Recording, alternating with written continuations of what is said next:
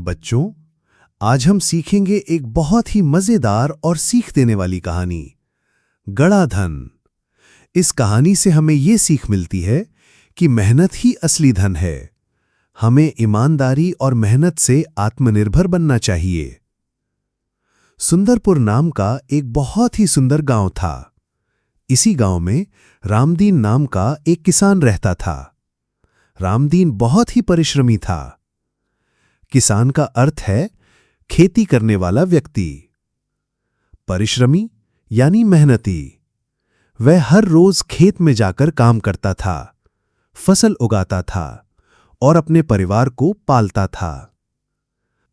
रामदीन के 4 बेटे थे। ये चारों बेटे बहुत ही आलसी थे।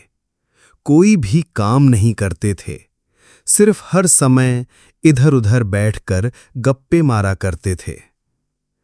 रामदीन अपने बेटों के इस अल्हड़पन से परेशान था।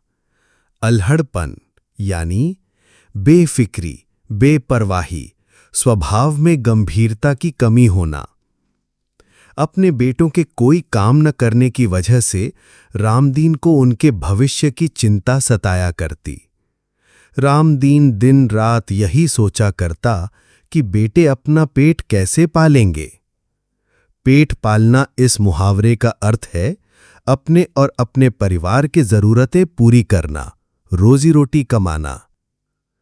एक रात रामदीन अपने बेटों के इन्हीं विचारों में खोया था। तभी उसकी पत्नी ने झिझकते हुए उसे एक उपाय सुझाया। ये उपाय बेटों को सही रास्ते पर लाने के लिए वो रामदीन को बताती है।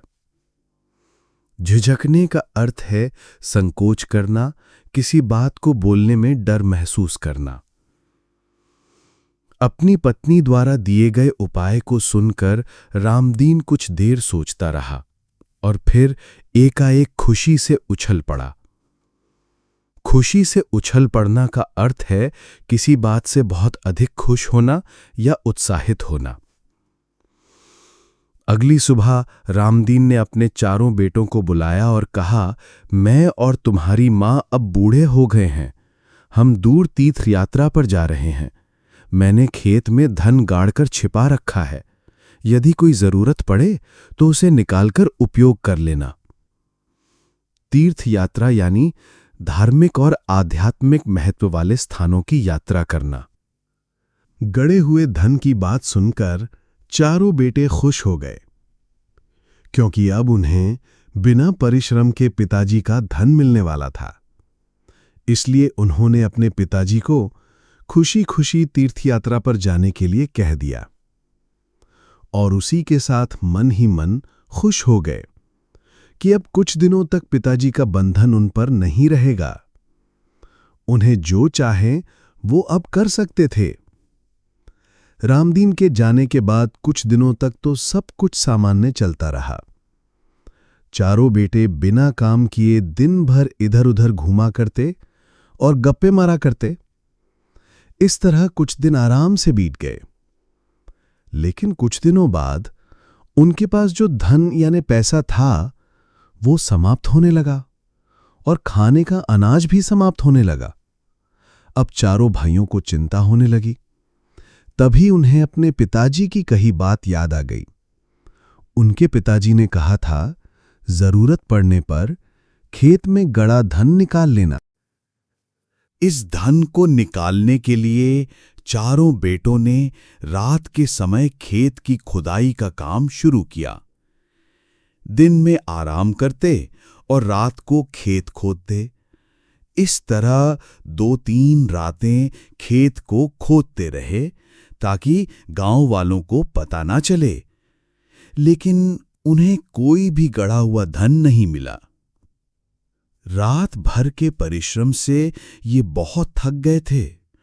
सुबह होने पर चारों बेटे बहुत निराश और हताश होकर अपने घर लौट रहे थे। तभी रामदीन के परम मित्र हरिनाथ ने उनसे पूछा, तुम सब थके हुए क्यों हो? बेटों ने कहा, पिताजी तीर्थ यात्रा पर गए हैं। घर में अनाज और पैसा समाप्त हुआ है। पिताजी ने खेत में धन गाड़ कर रखा है।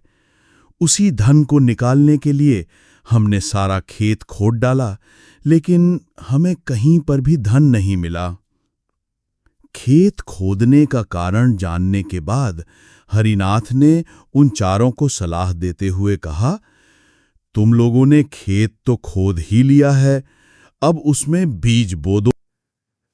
हरिनाथ काका की ये बात सुनकर चारों भाइयों के उदास चेहरों पर खुशी की लहर दौड़ गई। चारों बेटों ने हरिनाथ के कहे अनुसार खेत में बीज बो दिए। कुछ दिनों के बाद खेत में नन्हे नन्हे अंकुर निकल आए। इन अंकुरों को देखकर चारों के मन में उत्साह जाग गया। वे निराई गुड़ाई करने लगे। निराई का मतलब है खेत या बगीचे में उगी हुई अनचाही घास फूस को निकालना। गुड़ाई का मतलब है मिट्टी को खुरपी, कुदाल या अन्य औजार से ढीला और भुरभुरा करना। चारों की मेहनत से फसल अच्छी आई। फसल को काटकर अनाज को बोरियों में भरकर रख दिया। हरिनाथ काका को धन्यवाद देकर वे फसल को बाजार में बेचने के लिए ले जाने की तैयारी में जुट गए। इस समय तीर्थ यात्रा से रामदीन और उसकी पत्नी वापस लौट आए। माता पिता के आते ही बेटों ने उनके चरण स्पर्श किए।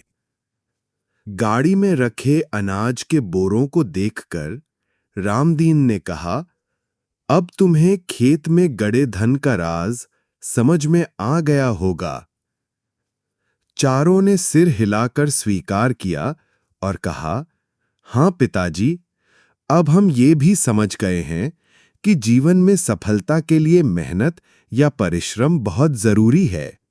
परिश्रम से ही धन कमाया जा सकता है। इस तरह से रामदीन और उसके पत्नी ने अपने चारों आलसी बेटों को अपनी सूझबूझ, अनुभव और समझदारी से सही सबक सिखाया और चारों बेटों की जिंदगी को भी संवारा। बच्चों, इस कहानी से हमें भी ये सीख मिलती है कि जीवन में सफलता के लिए मेहनत या परिश्रम बहुत जरूरी है।